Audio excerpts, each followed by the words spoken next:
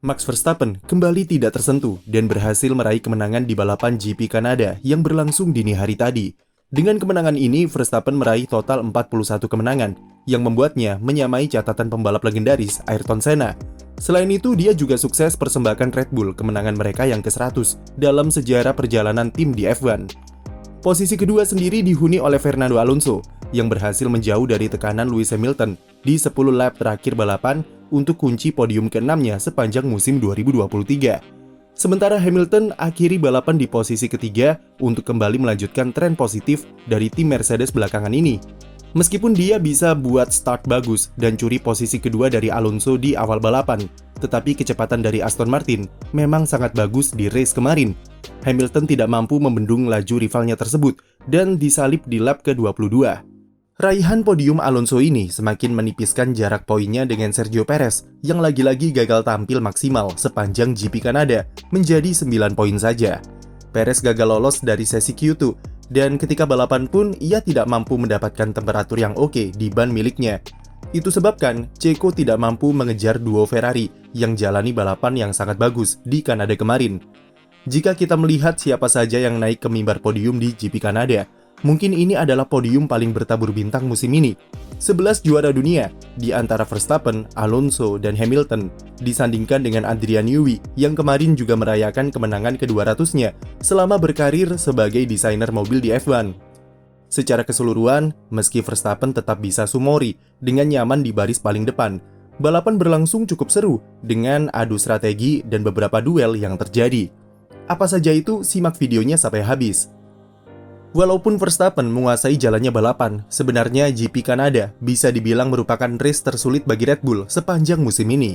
Mereka dalam kondisi normal bisa menang dengan gap yang sampai lebih dari 20 detik. Kemarin saja, Verstappen hanya unggul 9 detik dari Alonso di posisi kedua.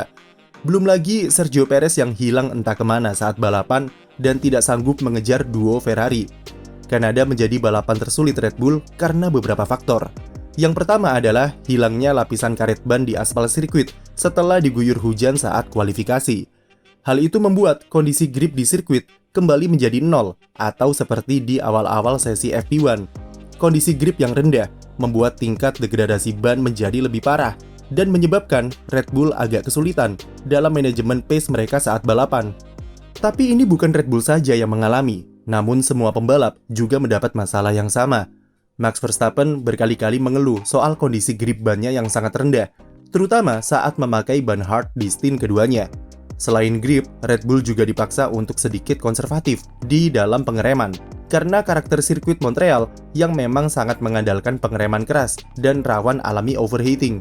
Verstappen diketahui juga sempat menabrak burung di exit tikungan 4, dan Christian Horner mengatakan jika beberapa bulu dari burung itu tersangkut di brake duct mobilnya sampai finish.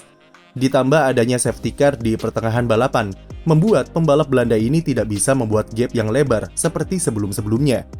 Safety car itu sendiri muncul karena insiden George Russell yang menabrak tembok di exit tikungan 9. Russell yang melakukan kesalahan dengan melindas curb yang tinggi, kehilangan kendali dan membuatnya menghantam tembok dengan keras.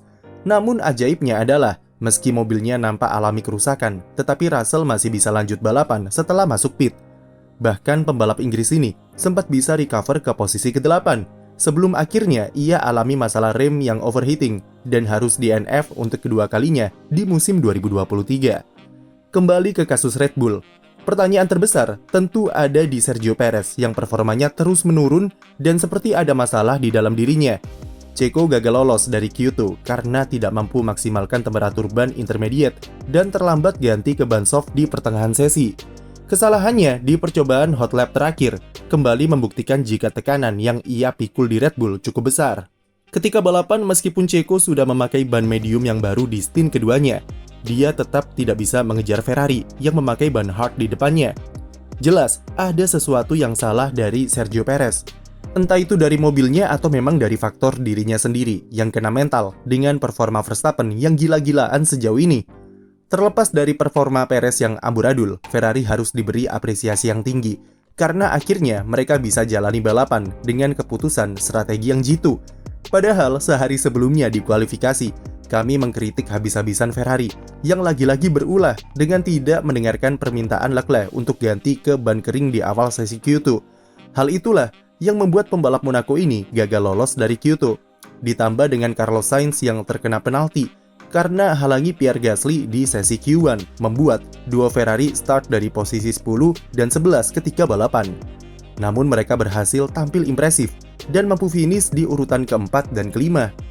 Meski cuma bisa mengunci 5 besar, tapi jelas balapan di Kanada jauh lebih baik dan peningkatan signifikan ketimbang race di Catalunya.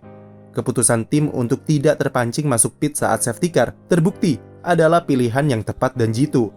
Ferrari lebih memprioritaskan track position, mengingat overtaking di Kanada itu cukup sulit, dan jika mereka masuk pit, maka pembalapnya akan tertahan di rangkaian DRS train. Ferrari juga paham betul jika mayoritas pembalap akan lakukan 2 kali pit stop, dan tim memilih mengincar 1 kali pit saja dengan mengandalkan track position tadi. Tapi dari semua itu, kemajuan paling terlihat tentu ada di faktor degradasi ban. Secara mengejutkan, duo pembalap Ferrari mampu memakai ban medium selama 38 putaran, dan race pace mereka cenderung stabil serta kompetitif.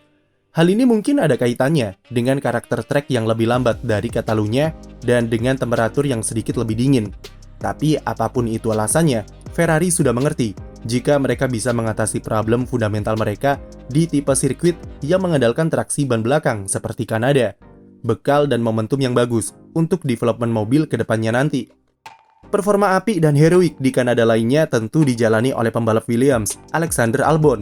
Albon sepertinya layak dijuluki sebagai rajanya strategi ugal-ugalan karena dia seringkali mendapatkan hasil yang bagus ketika diberikan strategi yang agresif dan beresiko dari timnya. Semua sudah dimulai sejak kualifikasi, di mana Albon jadi pembalap pertama yang memakai ban soft di awal sesi Q2, ketika semua pembalap memilih stay dengan ban inter. Keputusan berani itu berhasil dan membuat Albon puncaki sesi Q2 untuk start dari urutan 10 besar. Ketika balapan, pendekatan agresif dan berani itu kembali diterapkan Williams dengan membuat Alex Albon lakoni strategi 1 kali pit stop. Strategi ini termasuk ugal-ugalan karena Albon baru masuk pit saat safety car di lap ke-12 dengan ban hard, dan dia mampu memakai ban itu selama 58 lap sampai finish. Mobil Williams yang sangat licin di lurusan Montreal membuat Russell dan Ocon kesulitan untuk menyalipnya dan membantu Albon untuk finish di urutan ke-7. Selain Albon, Lando Norris sebenarnya juga tampil cukup ganas di race kemarin. Namun dia harus dihukum penalti 5 detik dan turun ke posisi 13 karena perilaku tidak sportif saat dia sengaja melambatkan mobil untuk membuat jarak dengan mobil Oscar Piastri sebelum pit stop saat safety car. Lance Stroll seperti biasa, diam-diam sudah ada di posisi 9 untuk koleksi 2 poin di balapan kandangnya. Selain itu ada juga Valtteri Bottas yang beruntung bisa mempersembahkan sebongkah poin bagi Alfa Romeo untuk melompati tim Haas di klasemen konstruktor.